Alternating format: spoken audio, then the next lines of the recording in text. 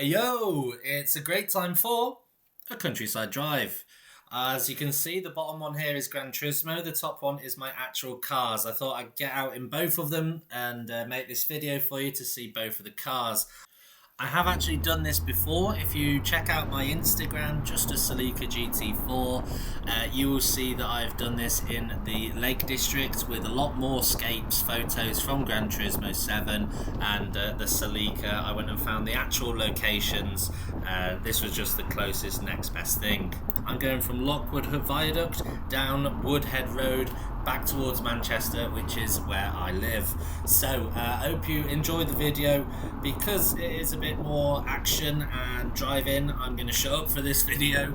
I hope you enjoy the two engines we've got here for you. It's a straight 6 3 litre in the Z4 with my great neighbour Micah driving it, and then I'm in the Celica with a 2 litre turbo, and mainly because I wouldn't let him drive it because it's my pride and joy.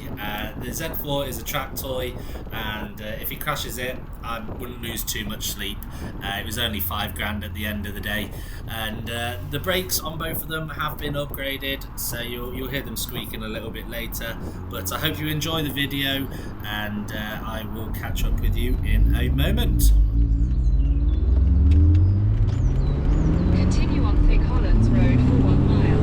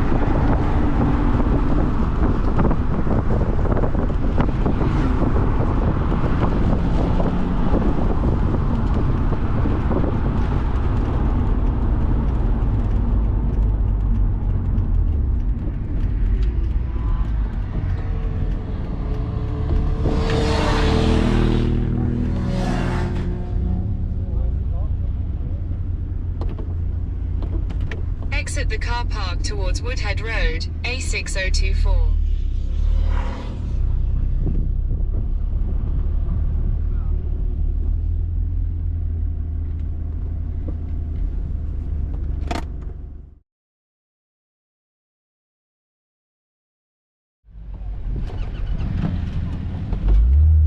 Turn left onto Woodhead Road, A6024. In 200 meters, your destination will be Brilliant.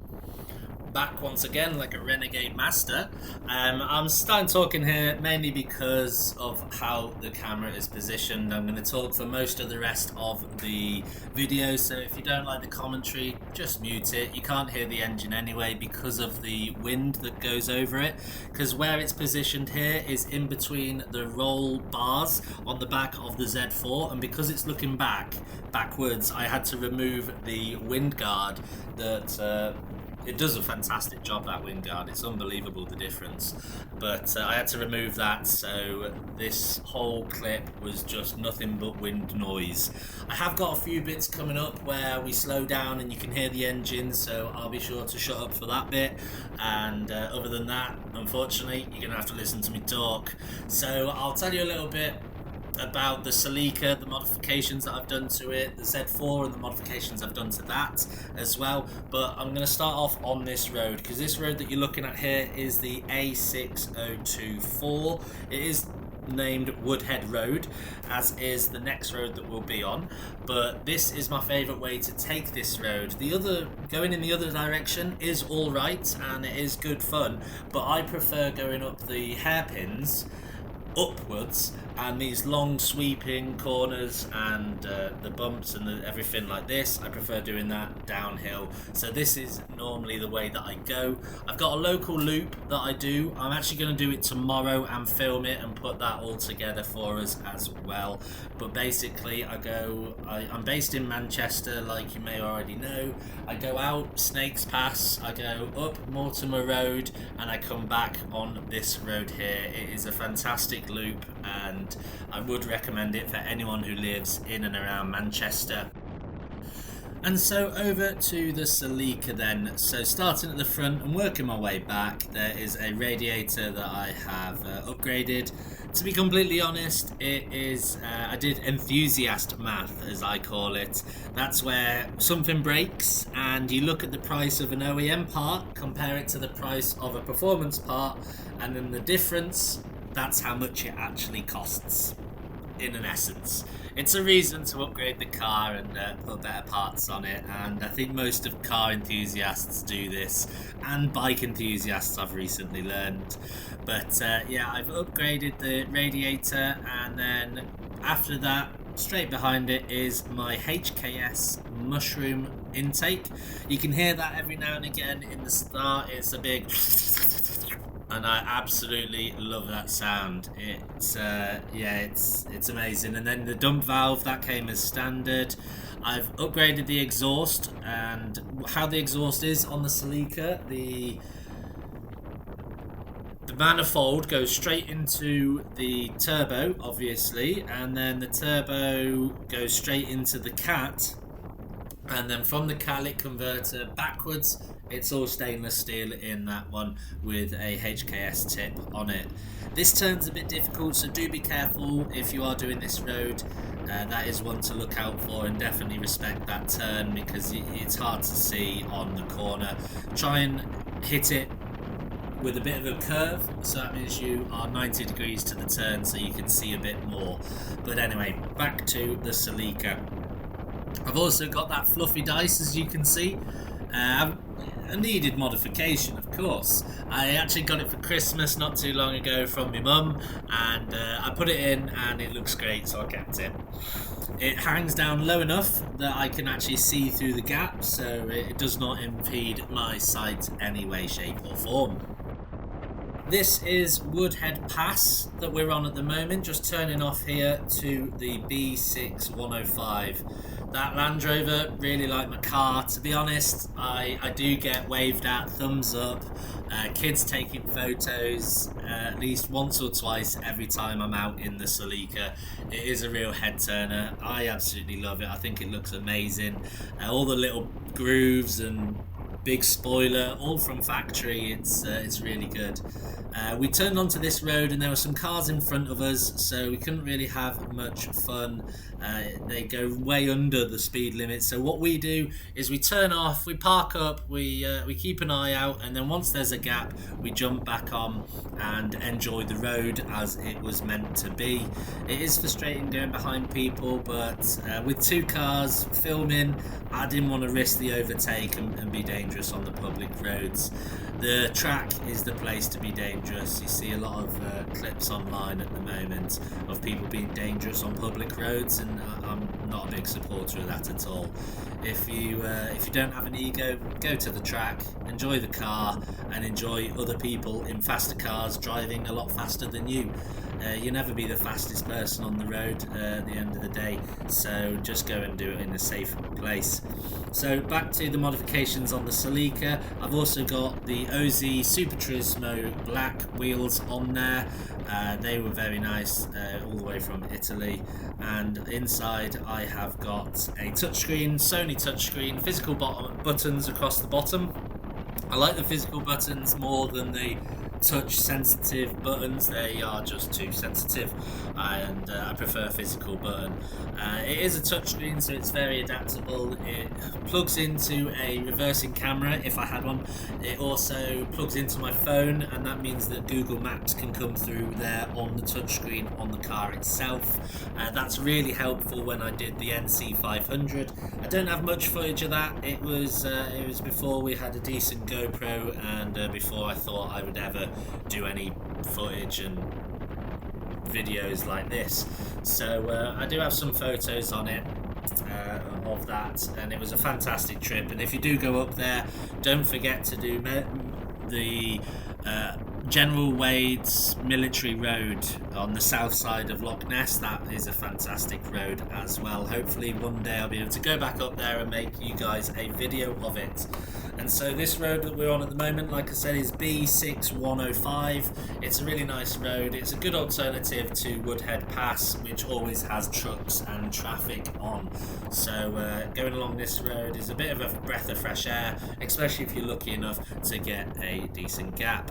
I have also upgraded the brakes on the Celica. The calipers were already 4-pot and quite large, so it was just the discs that I upgraded them to the best Brembos that I could get from Euro Car Parts, and the pads is quite similar and it does the job perfectly well for road use. If I was to go on the track, I would do EBC.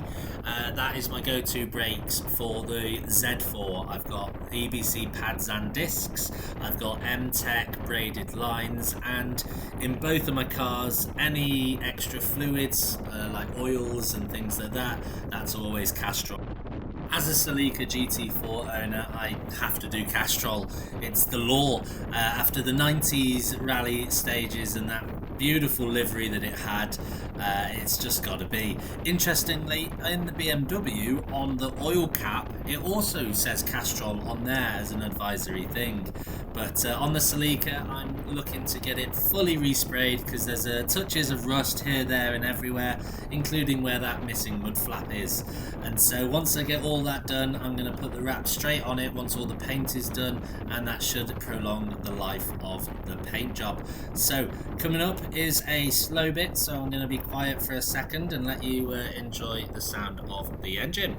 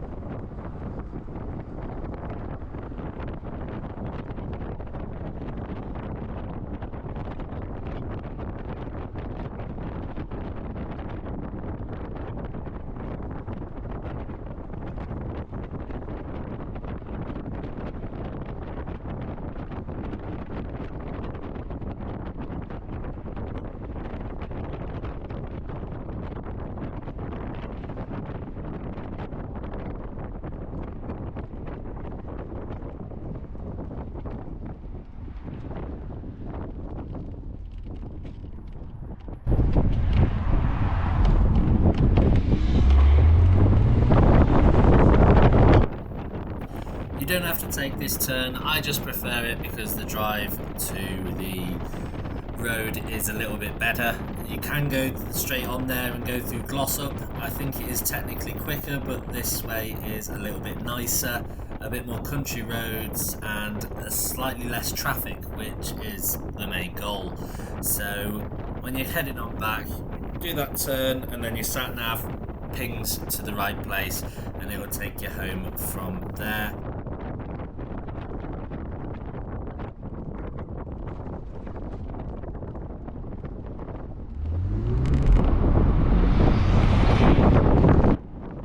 So that was the last little bit of engine noise for you. Those that know the area know that I'm going on to the M67 now. I do get some rolling shots, classics, overtaking on the motorway into the different lanes and whatnot. What can I say? I was a big Top Gear fan growing up, so I've watched these shots for many years, just like I'm sure many of you have. Going past. It is fun to see your own car on the road, even though it is a bit bouncy. And then the last little picture is us filling back up because these cars are thirsty.